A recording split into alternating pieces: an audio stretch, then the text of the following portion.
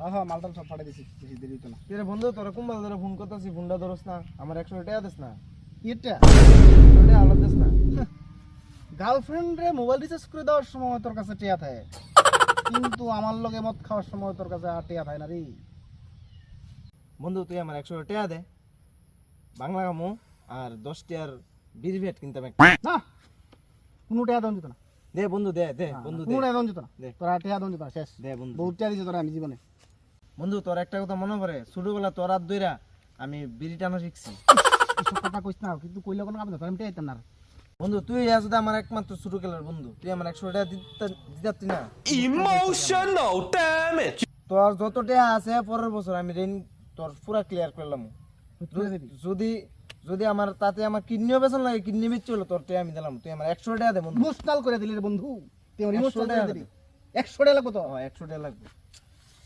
নে নে নে নে কুইজ থাক তুই তব। ঠিক আছে বন্ধু, তুই তোর যে বাংলা সাংলা খাস, গার্লফ্রেন্ড থাকতো না তোরে? আমারও মনে লাগতেছে গার্লফ্রেন্ড মনে সাইরা যাবো। আর তোরা নাকি ধরস? এসে বড় ভাই সুতো ভালো নি দাদা। ও তোরা নাকি তুই নাকি ধরস? আইছি বন্ধু লোক দেখা করতাম। আর এই ঘটনা সিজন নেন, তোমার সাথে মিছা কথা কই না কোন সময়। তাই কোন সময় জ্বালাইতেছে 100 টাকা দিলাম, কেরে বাংলা মদ খাইবো আর তোমার বিড়ি খাইবো। বিড়ি আর বাংলা মত খাইতো? 10 টাকা বিড়ি খাইবো। এ তোর লগে চলতে চলতে তুইও খারাপ হইতেছ, তারও খারাপ বানাইতেছ, বুঝত নি? তোর জীবনটাও শেষ, তার জীবনটাও শেষ। গাঞ্জা গাঞ্জা রে তোর আর লজ্জা